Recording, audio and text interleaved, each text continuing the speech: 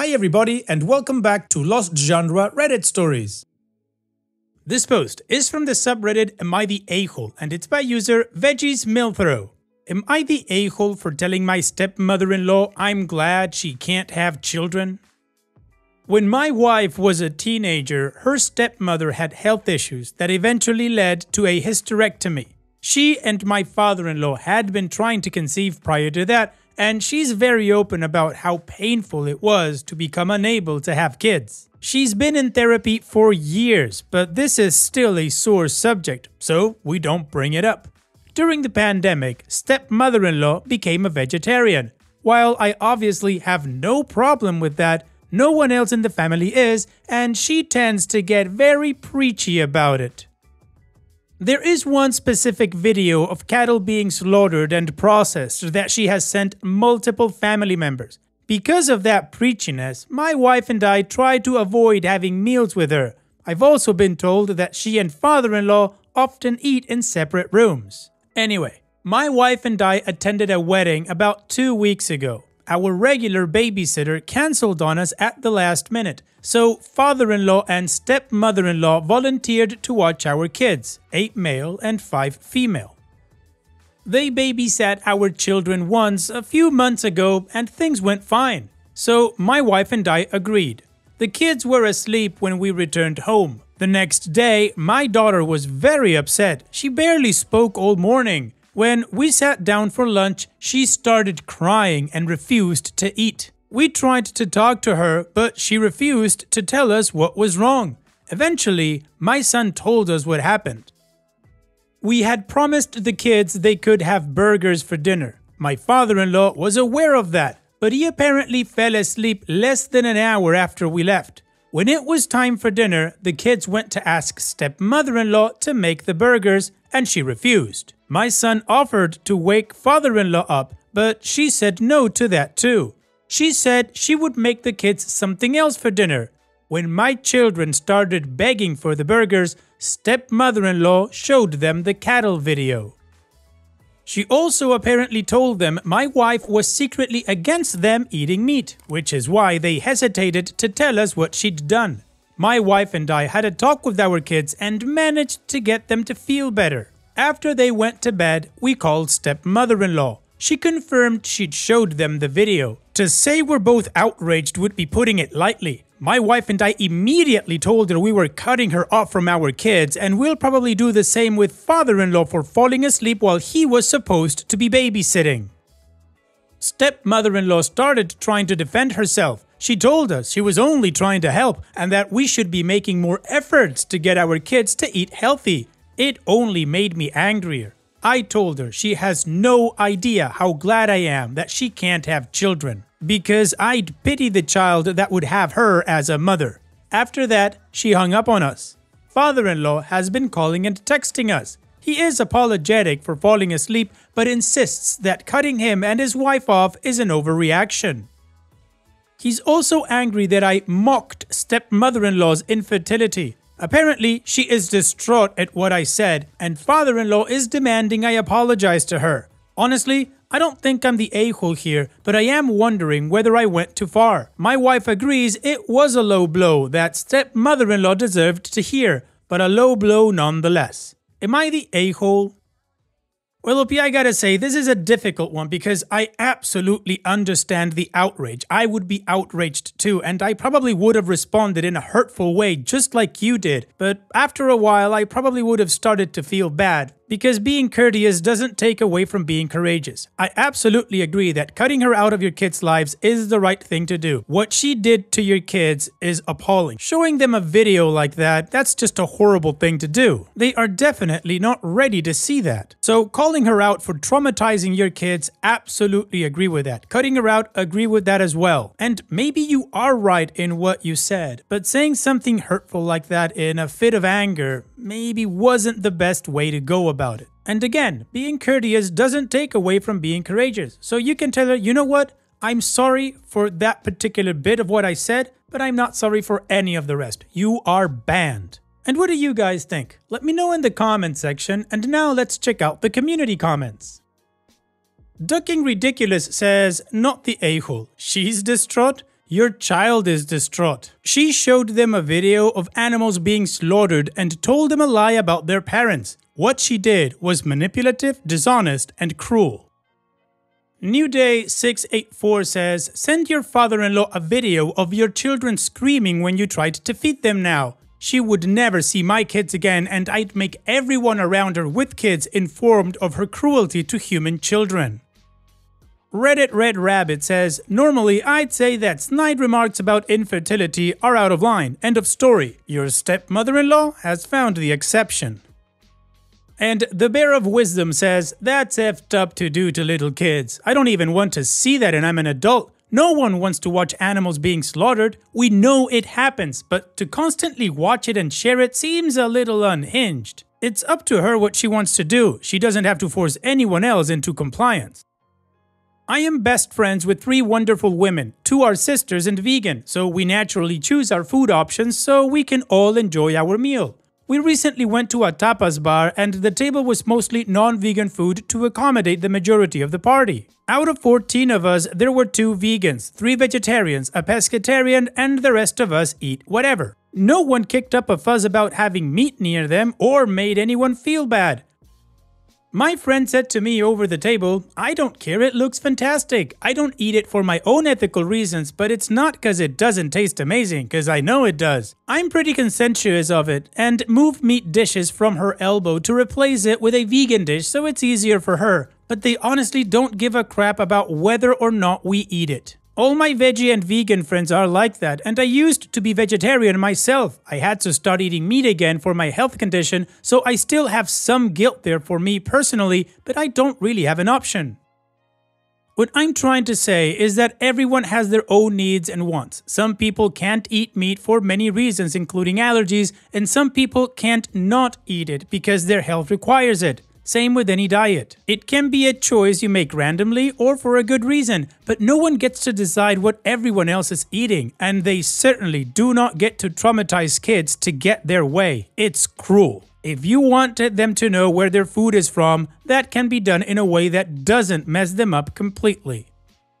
And Opie responds, yeah, I completely get my stepmother-in-law not wanting to make the burgers, and I'd never ask her to.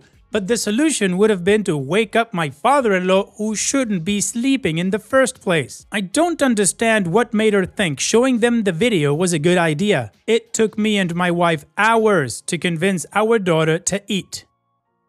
Opie's edit. Okay, to clarify some things I haven't already said in the comments. Father-in-law and stepmother-in-law babysat at our place, not theirs. I can't believe I have to say this, but I have no problem with vegetarianism. I actually tried to become a vegetarian a few years ago, but couldn't for medical reasons. In stepmother-in-law's case, what I have a problem with is her preachiness. In general, my wife and I have always had a meh relationship with stepmother-in-law, but we never disliked her or treated her poorly. She has made a few comments about introducing vegetarianism to our kids in the past, but never anything this extreme. We promised the kids the burgers back when they were going to be watched by their usual babysitter. Father-in-law and stepmother-in-law replaced her at the very last minute. And the kids ate chicken the last time they babysat. We didn't plan it. Father-in-law found it in the fridge and cooked it, so we maintained the burgers.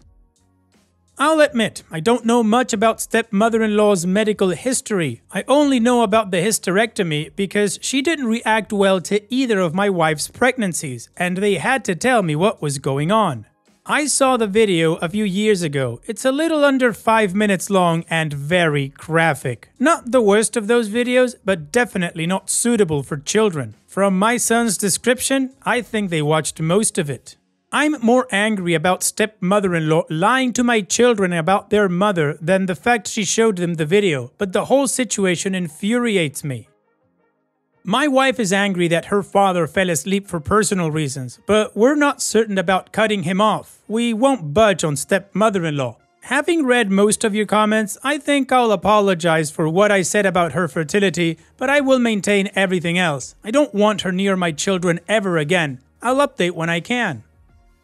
Alright, the community says OP is not the a-hole and he gave us a lot more context, and I absolutely skipped the lie in my commentary, which of course was a horrible thing to do on stepmother-in-law's side. That was manipulative and really adds to the case of keeping her away from the kids. Now from OP's last part of the edit, he's thinking about apologizing, so now let's move on to the update to see how this story ends.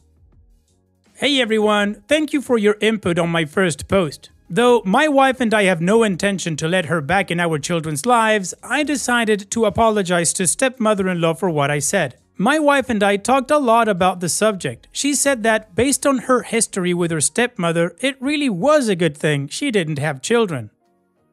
Before we had ours, my wife had always wanted to be a mother and was terrified about the possibility of not being able to. That fear got worse around the time stepmother-in-law had the hysterectomy. My wife told me her stepmother was agonized when it happened, and even though she agreed with me, she felt it might be best to apologize. Another thing that led me to make that decision was my mother. Before my brother and I were born, my parents had a stillborn daughter. They didn't talk about her much, so I didn't even think of it at the time, but my brother brought it up a few days ago. I couldn't stop thinking about her. As a parent, I can't even begin to imagine how my mother felt. I would never mention anything related to that out of anger, no matter how wrong my mother was. In the end, my wife and I agreed that while I should apologize, we absolutely can't budge on cutting her stepmother off. We can't forgive what she did. It took us hours to convince our daughter to eat anything, not just meat. Even after that, she refused to eat meat for a few days because she didn't want to be evil. Our son wasn't as shaken, but he still had trouble sleeping for a few nights. My wife and I sat them down and had a long conversation about it. We answered every question they had as well as we could. Thankfully, we were able to reassure both our kids that eating meat wouldn't make them bad people. They are still a little distraught, but they are doing much better and eating normally again. Our main concern will always be their health and happiness. Stepmother-in-law compromised both, so we had no doubts about cutting her from our lives. We called father-in-law and stepmother-in-law this weekend. I apologized for what I said to stepmother-in-law, but told her we were still cutting her off. As expected, she didn't take it well. She started going off about how she was trying to help our children and we were terrible parents for depriving them of that care. I'm pretty sure she was crying. She said that it was awful that such cruel, ungrateful people could raise kids and not her. And we shouldn't allow our children to take part in something that caused so much unnecessary suffering. After about a minute of that, father-in-law managed to get stepmother to stop and hang up the phone. My wife later spoke with her father separately. Father-in-law apologized again for falling asleep. He said he understood why we were upset, but promised he would never do anything like that again. We decided to forgive him, but we won't leave the kids in his care again, and he will only be allowed to see them without his wife. We have options besides our usual babysitter. Father-in-law agreed. He invited us for a family dinner at a steakhouse my wife loved as a kid.